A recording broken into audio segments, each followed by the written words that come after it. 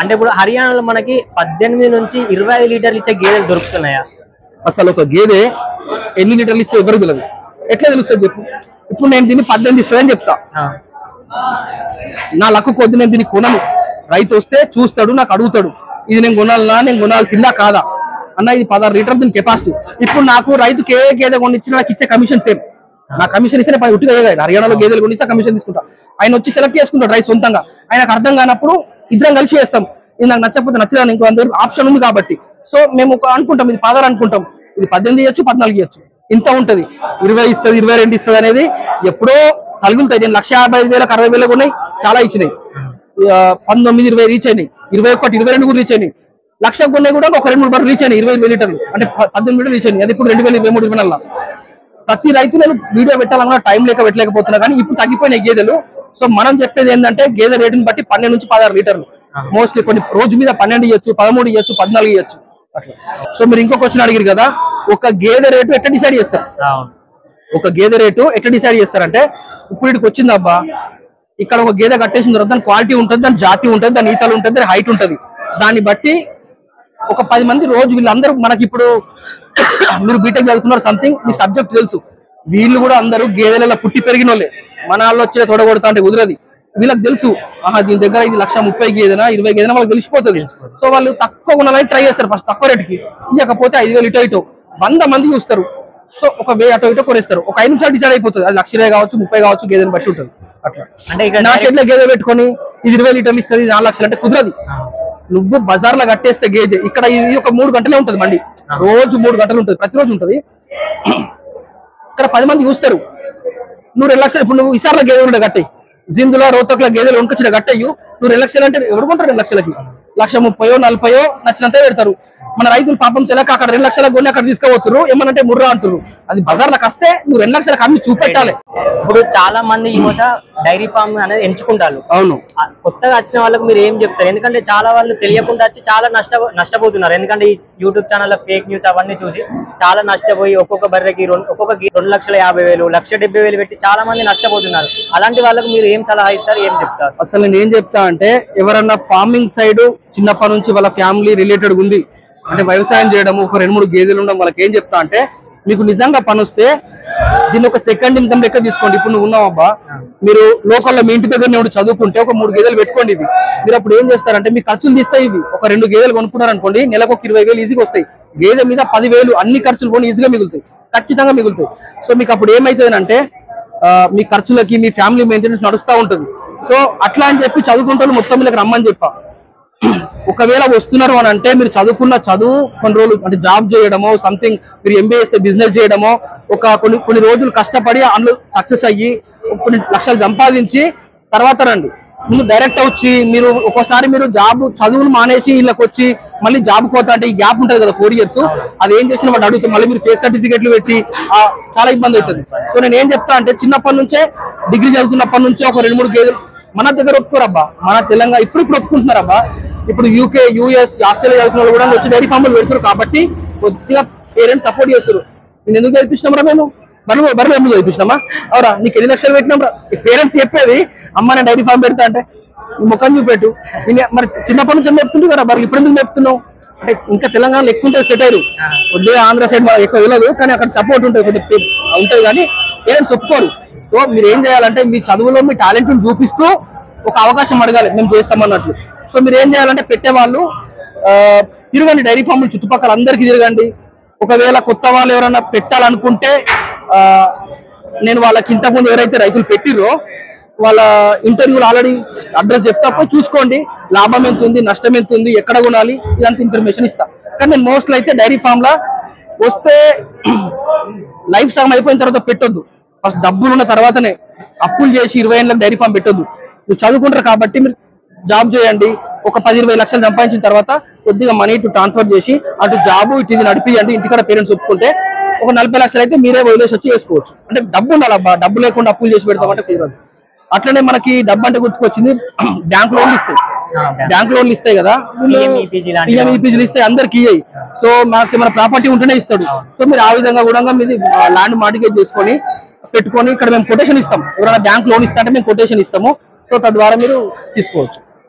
ఒక 10 గేదెలతోటి dairy farm start చేసినాక ఎన్ని సంవత్సరాలకి ఒక రైతు సక్సెస్ కావాలి?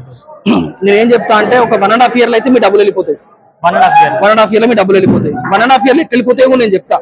ఫస్ట్ గేదెలు కొంటారా ఇక్కడ మీ ఇంటికి వస్తాయా? మీ ఇంటికి వచ్చిన తర్వాత ఫస్ట్ 3 నెలలు పాలు బితుకుతారు, కట్టిస్తారు, మళ్ళీ 7 నెలలు బితుకుతారు.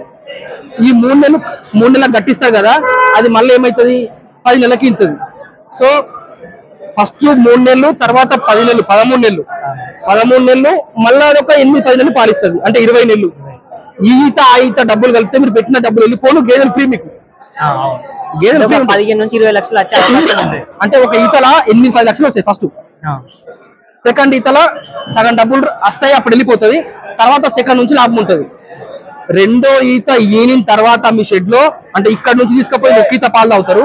రెండో ఈత పాలు ఒక 4 నెలలు తాగిర్రా, మీ డబ్బులు వెళ్ళిపోతే అప్పటి నుంచి మీకు లైఫ్ లాంగ్ ప్రాఫిట్.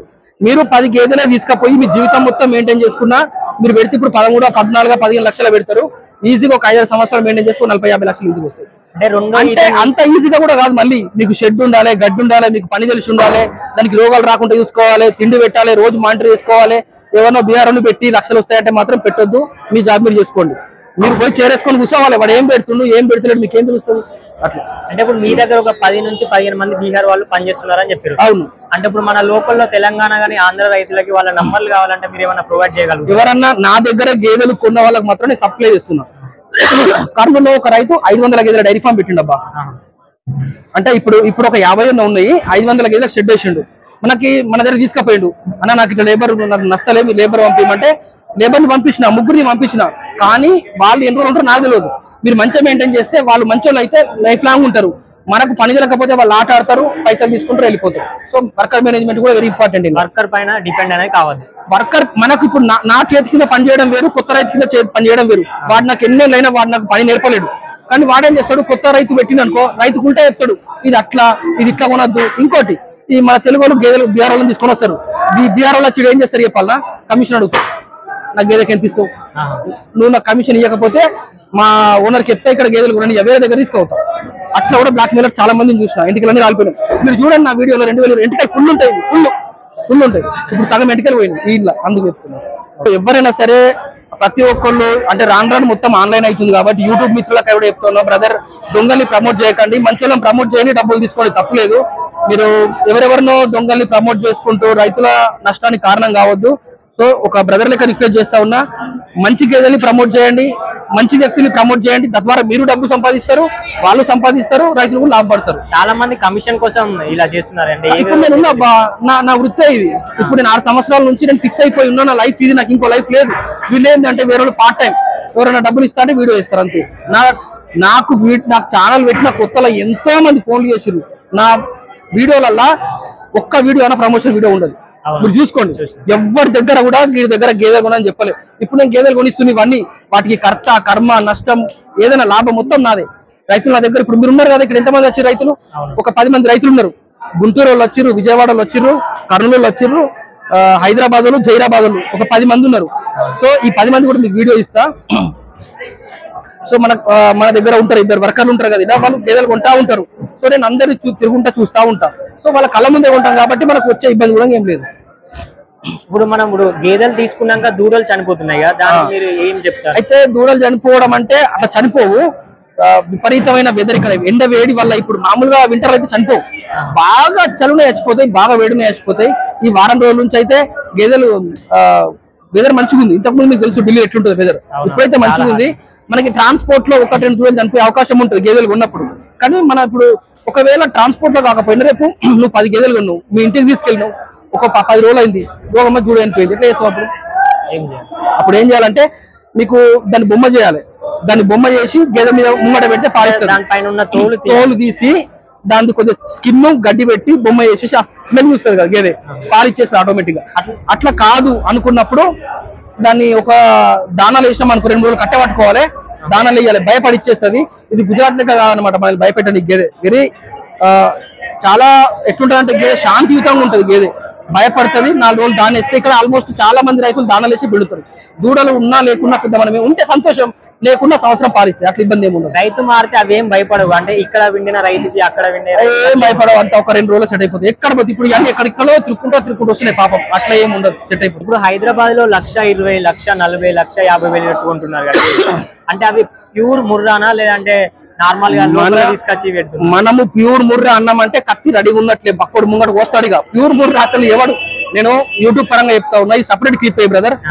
మరి ఇలాంటి ఎన్నో విషయాలు తెలుసుకోనికి మన ఛానల్ ని సబ్స్క్రైబ్ చేసుకోండి. మన ఛానల్ నేమ్ వచ్చేసి అనిమల్ వరల్డ్. అబ్బాయి వచ్చేసి మనకి తెలంగాణ, ఇక్కడ ట్రిపుల్ లో బిట్స్ పిలానీలో బీటెక్ చేస్తా ఉంటాడు, ఇంటర్న్షిప్ చేస్తా ఉండు, అంటే ఐ మీన్ ఢిల్లీలో జాబ్ చేస్తా ఉన్నాడు.